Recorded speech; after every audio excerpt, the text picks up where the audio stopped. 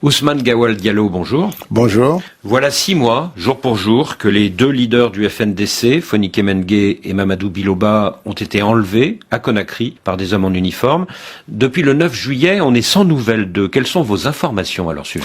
Écoutez, je pense que le ministre de la Justice ou le procureur général devrait faire un point de situation. Nous attendions ce point en fin d'année, en mois de décembre, puisque les enquêtes sont ouvertes de ce point de vue-là. Et je pense que très rapidement, il devrait prendre la parole pour donner plus ample information sur l'évolution de l'enquête. Est-ce que ça veut dire que ça y est, on en sait un petit peu plus sur l'endroit où ils sont actuellement détenus? Je n'ai pas d'informations nouvelles, plus que ce qui avait été déjà dit par le procureur, qui avait attesté publiquement qu'il n'était détenu dans aucun centre de détention officiellement connu en Guinée. Donc nous attendons les informations qui vont arriver pour actualiser par rapport à l'évolution de l'enquête. Est-ce que ça veut dire que on va avoir la confirmation qu'ils ont bien été enlevés par des forces qui dépendent des autorités guinéennes, sans doute des forces spéciales? Ça, nous sommes catégoriques là-dessus. Ils n'ont pas fait l'objet d'enlèvement par les autorités, par les institutions, par les forces spéciales ou des agents de police judiciaire. Ça, c'est clair. Après, derrière, pour ceux qui essayent de lier ces enlèvements à l'État, cela ne repose sur aucun fondement. Simplement, les témoins de leur enlèvement sont formels. Ils ont été kidnappés par des hommes en armes et en uniforme militaire.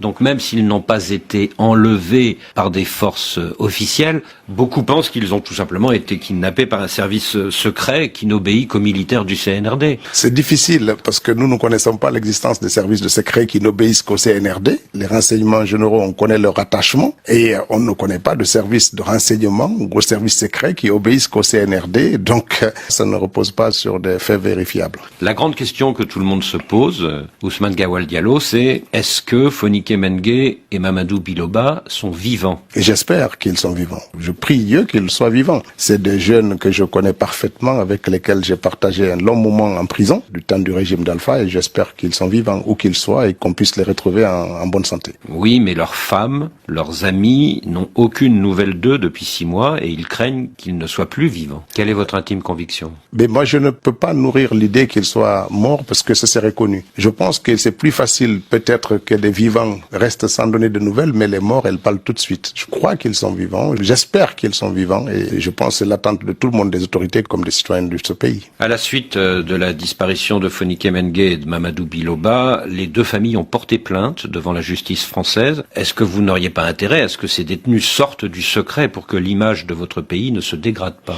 Bien entendu, quand une enquête est suspendue ou qu'elle n'apporte pas les réponses attendues par les gens, c'est quelque chose qui ternit l'image des autorités, et nous faisons tout ce qui est possible pour qu'on les retrouve. Autre sujet très préoccupant pour l'opinion publique guinéenne et internationale, c'est la condamnation ce mardi à 2 ans de prison de l'opposant Aliou Ba pour offense au chef de l'État. La Fondation de l'innovation pour la démocratie, par exemple, que dirige Achille Bembe, dénonce, je cite, la volonté du pouvoir guinéen de faire taire ou de pousser à l'exil toute voix dissidente.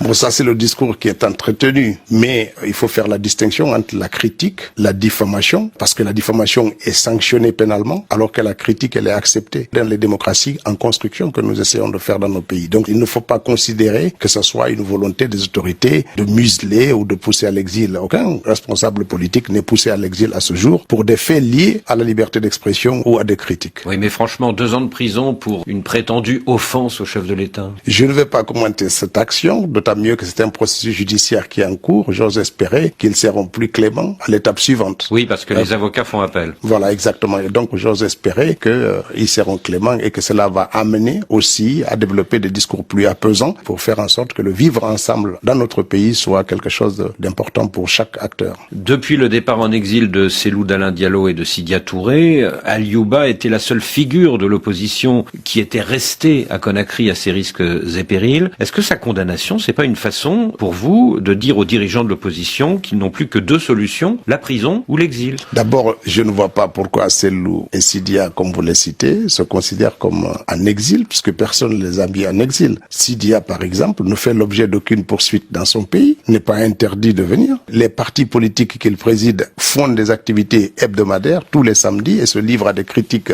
souvent très sévères contre les autorités et leurs sièges n'ont pas fait l'objet de fermeture. Moi, je rappelle ici, quand c'était le régime d'Alpha Condé, le siège de l'UFDG avait fait l'objet de fermeture de plus d'1 an. Je ne vois pas pourquoi ils considéreraient que l'alternative qu'ils ont, c'est l'exil ou se taire. Et ce n'est pas du tout la vérité de la situation de notre pays. Voilà 3 ans que les militaires du CNRD sont au pouvoir pour redresser la situation du pays. Et pourtant, la population continue de protester contre la vie chère. Qu'est-ce que vous répondez à ceux qui disent que vous n'avez pas un bon bilan? Beaucoup de choses ont connu des améliorations substantielles, du pouvoir d'achat, de l'offre de la prise en charge sociale, des infrastructures nouvelles qui ont été construites, des routes, de l'électricité, de l'eau, des services de base qui ont été substantiellement améliorés. Aujourd'hui, le franc guinéen est l'une des seules monnaies les plus stables qui n'a pas connu de variations notables avec les devises étrangères, ce qui n'est pas le cas des autres pays. L'inflation est maîtrisée à des niveaux acceptables par rapport à la sous-région, une croissance qui est 2 fois plus importante que celle qui est connue dans la sous-région. Maintenant, il y a une augmentation du coût de la vie liée à beaucoup de facteurs, la guerre en Ukraine, ça entraîne une hausse du prix du pain et d'autres céréales. Les transports ont connu aussi une augmentation et tout ça se répercute un peu, mais c'est très largement atténué par les mesures sociales que les autorités ont mises en place. Et qu'en est-il justement de ces prestations sociales? Les prestations sociales, c'est une première parce que les salariés guinéens ont une prise en charge de plus de 70% des coûts des soins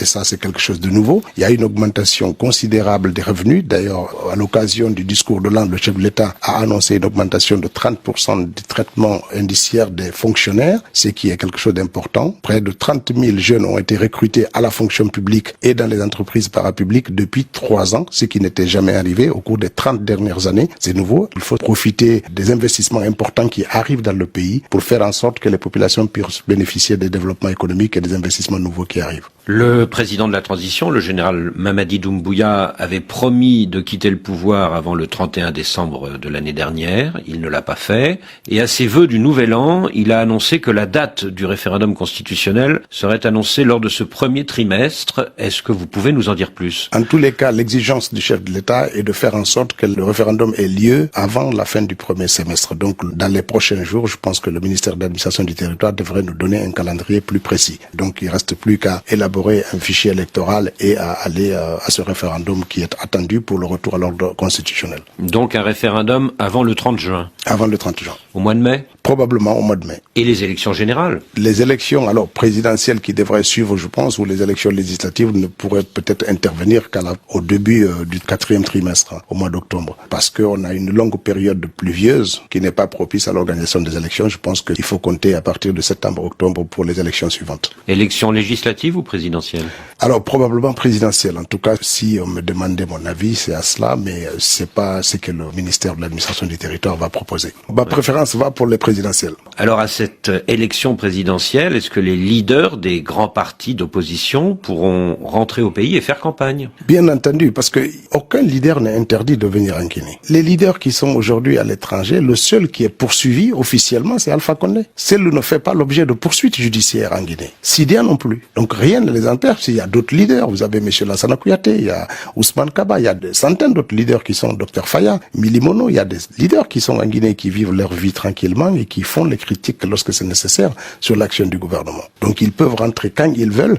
Ce qui est négatif chez eux, c'est de faire croire qu'ils font l'objet de persécutions au point qu'ils sont à l'étranger ou qu'ils font l'objet de poursuites judiciaires. Et même si c'était le cas, je pense que la responsabilité aussi des leaders politiques, c'est de faire face à la justice de leur pays. Donc si Cellou Dalein Diallo rentre, il risque la prison? Je ne sais pas s'il ira en prison, mais si la justice estime qu'il doit être questionné, je pense qu'il ne doit pas se dérober. Il doit accepter d'être questionné et de donner sa part de vérité. C'est aussi cela, respecter les institutions. Parce que d'un côté, lorsque le procès du 28 septembre s'est passé, il faisait partie des tout premiers leaders politiques qui ont apprécié et félicité les juridictions guinéennes pour avoir réussi à mener ce procès de crime contre l'humanité à bon port, avec des verdicts que tout le monde a salués. Il était devant. Et c'est la même justice-là, quand il le convoque, il estime que c'est une justice qui est instrumentalisée. Il faut savoir ce qu'on veut. On ne peut pas vouloir une justice dans un pays indépendante, autonome et qui agit et dire que pour garantir son indépendance, indépendance, moi je dois être en dehors de la sphère judiciaire. Cela n'est pas possible. Est-ce que le général Mamadi Doumbouya sera candidat à cette présidentielle? Nous le souhaitons qu'il soit candidat parce que nous espérons qu'il peut apporter plus de réponses aux attentes des populations en termes de développement, en termes d'unité du pays, en termes d'apaisement que n'importe quel autre leader. Maintenant, la décision lui revient à lui. Il avait pourtant promis, quand il avait pris le pouvoir il y a 3 ans, qu'il rendrait le pouvoir aux civils. Il peut promettre qu'il va rendre le pouvoir. Si les populations guinéennes font appel, il sera obligé de répondre positivement à l'appel du peuple de Guinée. Donc il ne va pas tenir sa promesse? J'en sais rien s'il ne va pas tenir. Pour l'instant, il ne s'est pas prononcé. Mais l'immense majorité de nos concitoyens souhaiteraient que le président soit candidat et qu'il continue les transformations qu'il est en train de faire pour la Guinée. Alors les partisans d'une candidature du général Doumbouya ont organisé à la fin de l'année dernière plusieurs manifestations populaires et notamment un tournoi de football qui a tourné à la tragédie à Nzérékoré. C'était le 1er décembre. Est-ce que vous avez un nouveau bilan des victimes? Il n'y a pas eu d'évolution du bilan. On s'est arrêté à 56 morts. C'est une tragédie qui a endeuillé notre pays et qui a amené le chef de l'État à décréter 3 jours de deuil national et qui a rappelé toute sa compassion aux familles à l'occasion du discours de l'an.